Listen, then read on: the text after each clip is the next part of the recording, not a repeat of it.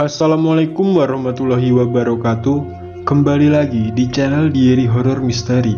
Kali ini teman-teman, saya akan membawakan sebuah cerita horor pendakian gunung yang dialami oleh 5 orang.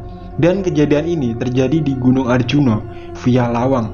Dan sebelum saya melanjutkan ceritanya, saya mengucapkan banyak-banyak terima kasih ya buat teman-teman semuanya yang sudah mau mensubscribe channel saya. Alhamdulillah, semoga channel ini semakin berkembang dan teman-teman suka dengan cerita yang saya bawakan. Dan buat teman-teman yang belum subscribe, silahkan klik tombol subscribe dan jangan lupa nyalakan loncengnya agar tidak ketinggalan cerita horor selanjutnya. Tanpa berlama-lama, kita langsung lanjut ke cerita horornya. Jadi di cerita ini saya akan berperan sebagai narasumber yang memberikan ceritanya. Pertama-tama perkenalkan, nama saya adalah Adi. Saya pendaki asal Malang. Kali ini saya akan menceritakan kembali salah satu kisah mistis saya dalam pendakian gunung. 25 Agustus tahun 2018, saya merencanakan sebuah pendakian ke salah satu gunung di Jawa Timur, tepatnya Gunung Arjuna via Lawang. Saya melakukan pendakian bersama keempat rekan saya, sebut saja namanya Andri, Thohir, Diva, dan Pirlo. Semua ini nama saya samarkan ya. Diva adalah pendaki cilik yang namanya tidak asing bagi para pendaki pada waktu itu. 26 Agustus tahun 2018, pukul 10 malam, saya berangkat dari tempat tinggal saya menuju ke kota. Dan keempat rekan saya menunggu di kota, tapi karena ada kendala dari mereka, saya disuruh untuk menuju langsung ke basecamp pendakian via Lawang. Singkat cerita, pukul 1 dini hari, sampailah saya ke tempat tujuan saya. Sialnya, basecamp dan warung sudah tutup semua. Terpaksa, saya tidur di pos bawah kantor registrasi sendirian. Sepi dan hening yang saya rasakan di kampung tersebut. Tidak ada pendaki ataupun warga lokal yang berjaga atau sekedar nongkrong. Dan singkat cerita, pagi telah tiba dan saya mulai mempersiapkan segala dan mengecek peralatan yang saya bawa. Tidak lama kemudian, sekitar pukul 9 pagi, rekan saya datang dan langsung mengurus segala tetek bengek untuk melakukan pendakian. Sebelum berangkat, kita sempatkan sarapan di salah satu rumah warga tempat saya menitipkan motor. Saat kita nunggu makanan datang, ibu-ibu pemilik rumah bertanya, "Berapa orang mas?" Saya pun menjawab, 5 orang bu. Lalu beliau bilang, "Mas, nanti kalau mau berangkat, saya kasih tongkat di bawah ya, biar genap."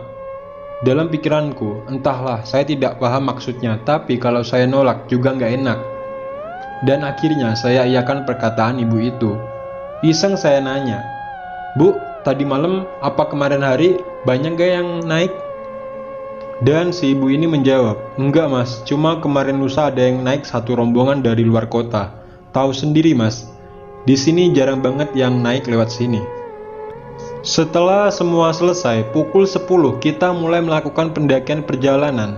Dan semua berjalan dengan biasa, normal, tanpa ada kendala apapun. Singkat cerita, tibalah kita di pos 2 sekitar pukul 1 siang. Dan di sana kita bertemu rombongan pendaki asal Jabodetabek. Kita nimbrung ngobrol sambil ngopi dan ngisi stok air di bukit kiri pondok pos 2. Nggak lama setelah kita selesai mengisi air, kita memutuskan lanjut dan pamit ke rombongan tersebut. Kita ambil jalur savana karena takut hujan kalau lewat lincing. Jalurnya pasti licin. Sekitar 2 jam kita berjalan, hujan mulai datang dan kita langsung pakai jas hujan. Di sini kejadian mistis mulai terasa. Iseng-iseng si Pirlo teriak siapa tahu ada pendaki yang nyaut, padahal udah tahu kalau di situ cuma ada kita berlima. Anehnya, ada yang nyaut suara teriakan Pirlo, tapi suaranya cewek. Saya coba buat positive thinking, mungkin suara si Pirlo menggema di antara perbukitan yang kita lewati. Ditegurlah si Pirlo sama Bang Thohir, "Jangan teriak-teriak." Lalu si Pirlo mengangguk dan meminta maaf. Iseng saya nanya sama si Pirlo, "Tongkat yang saya suruh bawa kamu tadi kemana?" Lalu dia jawab, "Gua buang, buat apa juga." Saya diam dan langsung melanjutkan perjalanan. Singkat cerita, pukul 5 sore sampailah kita di pos 3 atau Mahapena. Kita langsung ngedirin tenda dan masak. Selesai makan malam, saya dan rekan saya menyempatkan untuk ngobrol dan ngopi sambil menikmati suasana sunyi di dalam hutan Gunung Arjuna.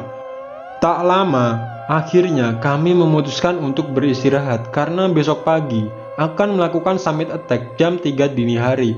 Sedikit informasi, saya stand-up berdua dengan Pirlo, Bang Andri, Bang Thohir, dan Diva stand-up bertiga.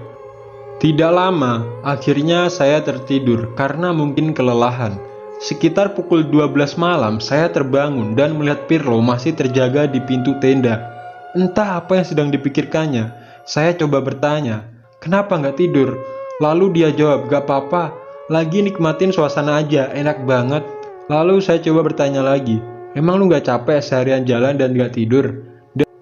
Dan dia menjawab lagi, gua tadi sebenarnya udah tidur, tapi kayak ada pendaki yang turun. Ya gua keluar, siapa tahu dia capek dan butuh kopi atau apa.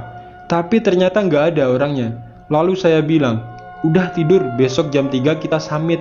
Kumpulin tenaga biar nanti kuat. Dia hanya mengangguk dan saya melanjutkan tidur saya. Singkat cerita, jam 2 saya bangun dan mulai memasak untuk sarapan. Sekalian bangunin kawan yang masih tidur juga. Jam sudah menunjukkan pukul setengah 4 dan kita akhirnya memutuskan untuk memulai summit attack. Perjalanan sampai puncak nyaman dan aman. Sampai puncak pukul 11 siang. Seperti biasa, saya dan rekan saya mengabadikan momen sebentar. Jam 1 siang akhirnya kita turun. Sialnya baru berjalan 1,5 jam. Hujan datang disertai kabut tebal dan kita lupa bawa jas hujan. Entah di mana dan kapan saya terpisah dari rombongan. Sampai saat jam 5, kami belum menemukan teman-teman kita.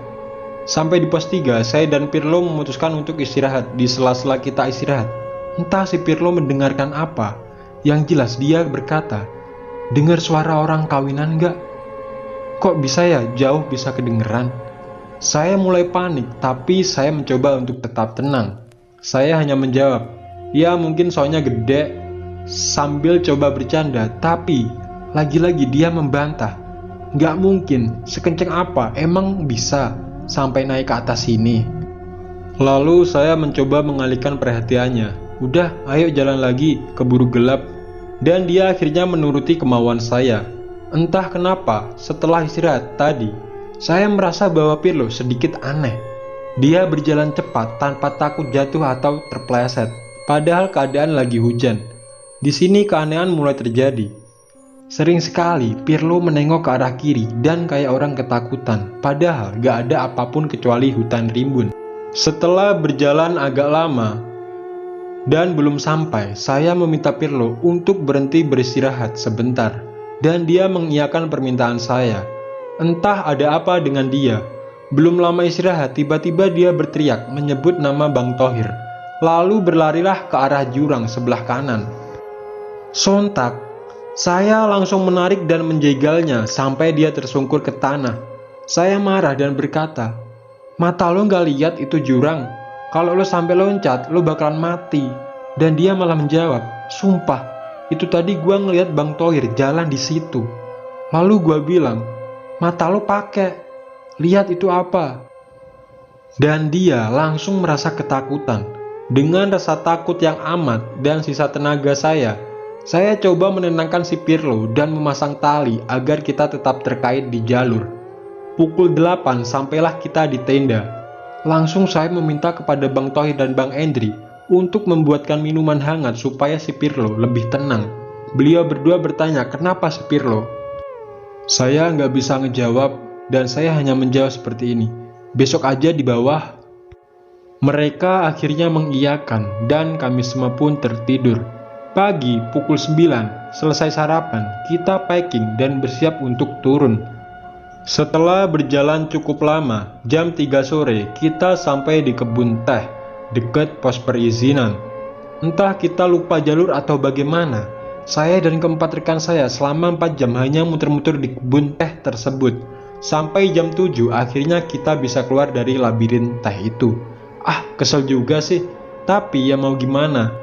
Singkat cerita, setelah sampai kita langsung bersih-bersih dan beres-beres peralatan, lalu bersiap untuk pulang. Sebelum pulang kita makan dan seperti sebelumnya, kita nunggu makan dan ngobrol sama ibu-ibu pemilik warung. Beliau bertanya, gimana mas, perjalanannya lancar? Dan saya menjawab, lancar bu, tapi teman saya hampir masuk jurang. Beliau kaget dan bertanya, kok bisa mas, licin ya jalannya? Lalu saya menjelaskan bahwa teman saya seperti melihat teman saya yang lain. Kemudian ibu itu bertanya lagi, tongkat yang saya kasih mana mas? Dengan terpaksa saya menjawab, Dibuang bu sama teman saya. Lalu beliau berkata, itu mas gunanya tongkat yang saya beri, supaya genap dan gak ada yang ngikutin atau gangguin. Entah percaya atau tidak, tapi di Gunung Arjuna, khususnya Via Lawang, ada pantangan dilarang melakukan pendakian jika anggotanya ganjil. Dan saya tidak bermaksud menjelekkan siapapun dan apapun. Jika ada kesalahan, saya mohon maaf. Dan itulah cerita horor pendakian gunung Via Lawang. Bagaimana teman-teman? Serem gak?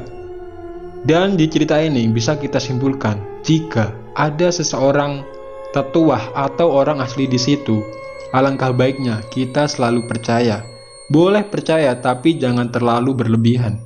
Ingat, dimanapun gunung berada, pasti di situ ada penghuninya. Dan saya ucapkan banyak-banyak terima kasih buat teman-teman yang sudah mau mendengarkan cerita ini sampai habis. Saya Dika Andrian. Assalamualaikum warahmatullahi wabarakatuh.